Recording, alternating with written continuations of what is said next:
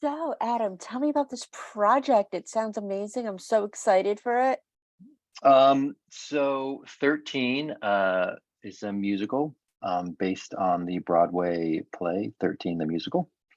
And it's a kind of a coming of age story of a young kid who grows up in New York and ends up having to move to Indiana because his parents split up and has to do his bar mitzvah in Indiana and all the trials and tribulations that go along with that. Wow. And you have an all-star cast. Tell me a little bit about that and how you got them involved. Well, I'm not much, I don't really get involved in bringing the cast in. I'm usually brought in after the cast. So, but we do, first off, the kids, every single kid is amazing. I mean, it's unbelievable. So the fresh talent that's in the film is these are people we're going to be seeing for years to come. And then we have some real legends in the film, like Rhea Perlman, who was on Cheers. And Deborah Messing, just so it was a really interesting mix of these kind of legends, acting legends, and all these young kids who are they're up and comers. Yes, I mean, I was looking at that cast list before the interview, and I totally fangirled when I saw Rhea Perlman. Grew up watching her in Cheers, and then, of course, she was in Yep, Matilda and yep. a bunch of other movies. So, what was it like working with her? She is probably one of the nicest human beings I've ever met. It's funny is when you meet these actors, actresses that you grew up with and you meet them in real life and they kind of live up to what you thought they would be, like kind and generous and helpful. And, for my end of it as a director of photography, an actor can really make or break the day as far as the lighting goes, in the sense of like, you come in with a plan, they're either going to work with that plan or they're not. And if they don't, then you're, scrambling to reconfigure things. And for her, she was like, this is what I'd like to do. How does that work for you? I can switch over to here, over there, whatever you need.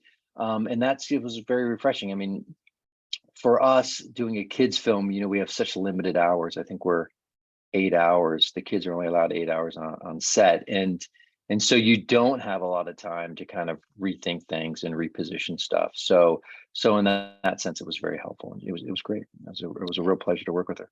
Yeah, what about Deborah? She's another one that's a legend in her own right. Yeah. So she was great. She was awesome. You know, um, Again, being a DP, you do get a little bit, I don't know, how do I politically say this? How is the politically correct way of saying this? You get it, you have to take care of your actresses. That's the only thing I can say. And I do. I came up through. I did a lot of beauty care and stuff like that. So I think once she saw that, that we weren't just going to slam a light into her face and move on, that she saw that, we really cared about her and the way she looked, the way she presented her, wanted to be presented, and that we were cognizant of that.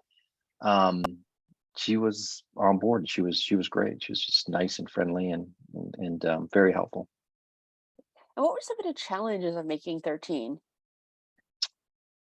Besides only being able to work 8-hour days, which is a nightmare, it was just logistically tough because you have a lot of kids. There we have a cast of about 13 kids, and then you have a lot of ancillary talent that are either in the dance numbers or in stuff like that. So in some of those days, we had 100 kids, young people. I shouldn't call them kids because they're really not. They're working professionals and they're extremely talented. And so we'd have 100 of them out there dancing and singing, and that takes a lot of infrastructure and a lot of work and a lot of planning. And they can't do it all day, though they would if they could. Because of the heat and other things like that. So you really have to be on point with that. So unlike some of my other projects I've worked on, like uh, um, uh, more of a dramatic kind of film, you don't where you can take many takes and go back and change things and work on things. You really only get 1 or 2 takes of this kind of stuff. And after that, you're not going to get any more than that. So that's probably the biggest challenge. And what were some of your favorite memories about filming this? There's so many. Well, I think, we started this film with 13-year-olds, and we came in, they were there for rehearsals. We were shot in Toronto, so they were there for rehearsals. They lived there with their guardians or their parents, and they went to school there, and you kind of learn, you become friends with these people, not on like an adult kid level, but on a mutual respect working level, and you end up watching them grow up. And so they started out as kids, and at the end of that, they're young adults who are unbelievably talented, and that was probably the most exciting part of the film for me. It's just the last day. I mean, I don't know if you've seen the film, but the ending credit sequence with the slates and stuff like that, that was pretty much the last day of our shoot. So to go through it with those kids, and seeing them from the beginning to the end, and then watching them slate themselves, it was really moving. It was really very moving. That's so beautiful. And you seem Yeah. like the kind of person that would really take them under their wing and really care about them. You have that really sweet personality. Oh, thank you. I mean, sadly, from with my job, especially on a film like this, because we have there's so much singing and dancing, and we're running 5-6 cameras every day, that you really run out of. You don't really have the time to go in there and just spend time hanging out with them. And though I'm not sure they want, a 50-year-old man, coming in and hanging out with them, but you know what I mean? You just don't have that. It's hard to build those kind of relationships because my job's such a busy job. You don't look 50 though. I thought you were like, early mid 40s. Well, I appreciate that. Nice. So what's next for you now that this is getting ready to broadcast and air and become the next big thing? So what's your next big project? Well, funny you should ask. I'm doing probably one of my most favorite genre-based series, and I can't talk about it. I'm on it. Yeah, it's Super secret fantastic. project, The yes. super secret project. We started filming about a week ago, maybe 2 weeks ago, and just Incredible. doing tests and stuff like that, and going on from there. But stay tuned; it's going to be really fun. Nice. And one thing I like asking people I interview is tell me a fun fact about yourself. A fun fact about myself. Ooh, that's a tough one. Fun fact about myself. So I always like to tell the story. I came up through music videos. I've shot, Snoop Dogg and Manson and Perfect Circle and the Nice. Ramones way back in the day, and I consider myself the original MTV generation. Like when I was a kid, when I was in 7th grade, MTV came out, and I watched it every single day, any opportunity I had. And there were only like 3 videos on there. And I remember my mother saying to me, "What are you going to do with your life?" And cut to, next thing I'm shooting music videos and working with some of the top talent out there. And it was fascinating to watch that all come together and play out like that. That's And I'm still incredible. mad. Yeah, it was such a great opportunity. I came up at the perfect time. Nice. Yeah. I don't remember when MTV first came out. Obviously, I'm only 38, but I do Right. remember like hearing the stories, studying it in journalism school. Video killed the radio star. And when it was Yes. actually music and not, billion Yeah. hours of reality shows and Teen Ah, Mom. Not that there's anything wrong with that, but I miss the old school music like TRL videos, stuff like that. yeah, for sure. I mean, it was such a great platform. I'm not sure why. It'd be really, I'm sure someone's already written a book about it, but it'd be really interesting to kind of decipher why they went away from playing videos. And because it is such a great platform, and it was such a great platform. And it's kind of how we learned about who the artists really were, when, all before that, which, we just buy the record and you would read the liner notes, which are gone now I too. remember So those.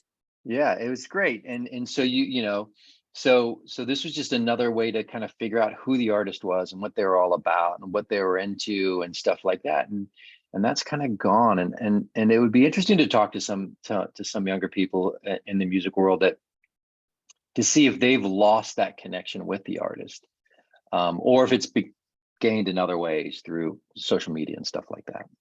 You should take this on as a project. I got Yeah, too maybe many get an old projects. school. Yeah, maybe one day when you're not so busy, Yeah, like, yeah, an old yeah. schooler person and then like a Yep. newer artist and then Yeah, yeah, compare yeah, them. yeah, That would yeah, be yeah, really interesting to see. I would love to yeah, see that.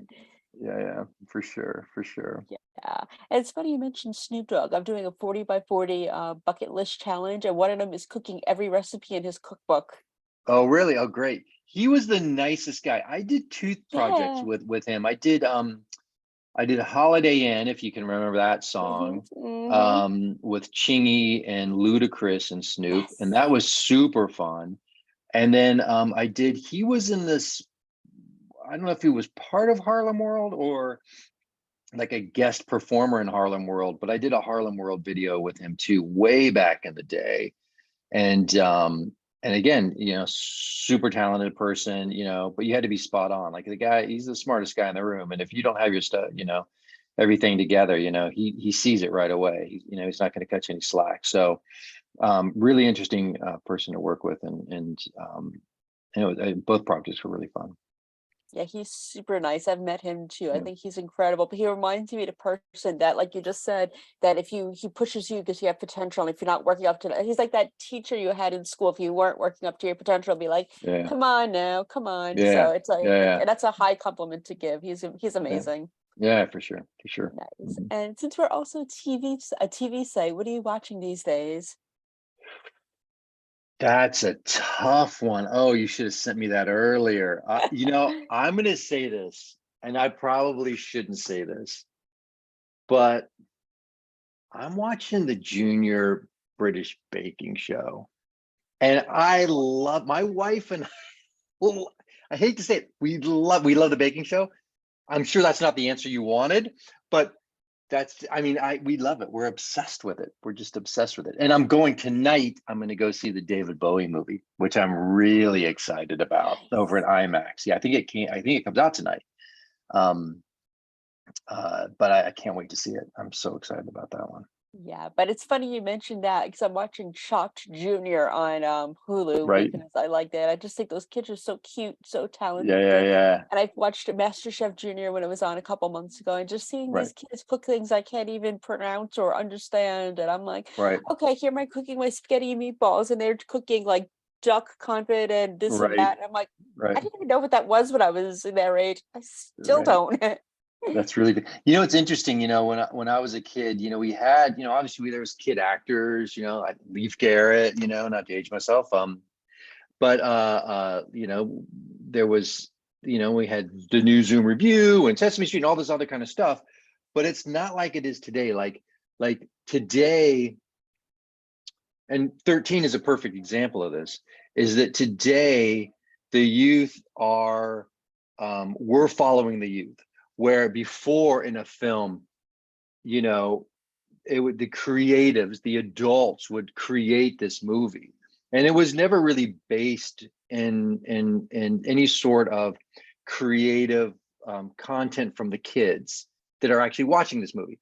And now the whole thing's been switched, I think, because of social media, and that we all have iPhones now and we can make movies with them.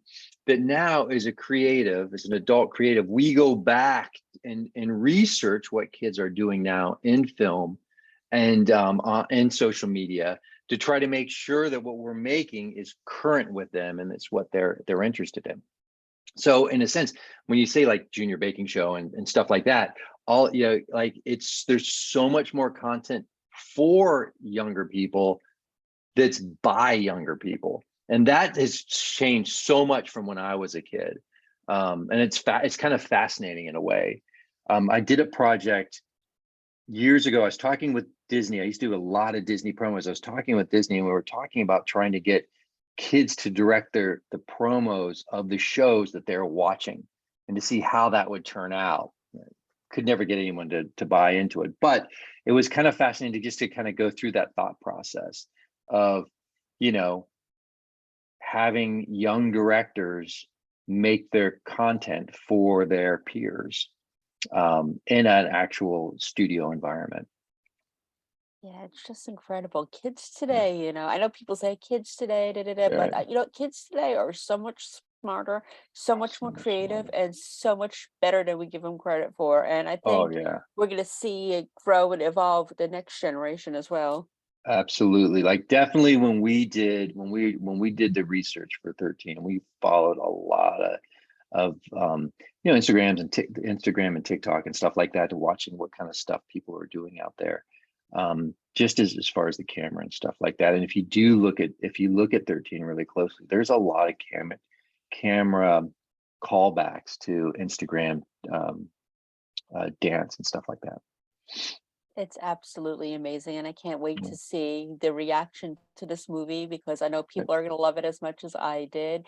Right. And follow you on social media so we can continue to follow your projects and everything else that you're doing. So, I'm sorry, say that. I lost you. Say that Social again. media, when so Yep. we can follow your projects and everything that you're doing. Yeah, yeah. So I'm on Instagram, Adam Santelli. I'm the easiest guy to find. Everything I did is Adam Santelli. You can't miss me. Very nice. I will Yeah, send you a follow, and thank you yeah. for taking the time today. I appreciate you. And when Super Secret Project comes out, I would love to have you on again. Absolutely, absolutely. Well, I had a blast. Good luck Yeah. and enjoy your weekend. Thank you so much. Thanks for having me. I appreciate Thank it. you. You're welcome back anytime. Okay. Thanks. Bye bye. Bye.